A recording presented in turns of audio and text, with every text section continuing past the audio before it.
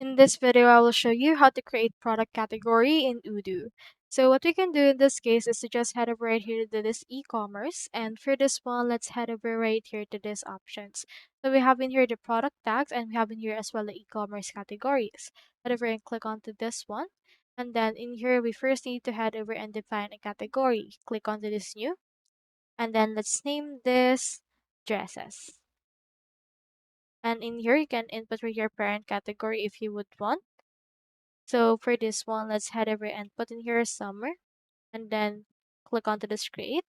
Enter in here a description. Let's put in here a summer dress. And you can also upload in here a logo for that. Now, once you have done that, it should be able to be actually loaded. So you can head over and then click onto the save manually option if you would want, but it's already been saved automatically as well. So now we have in here this particular thing or this particular category. Now let's head over right here to the e-commerce, go over right here to their products, and click onto this new in order to add the product right here.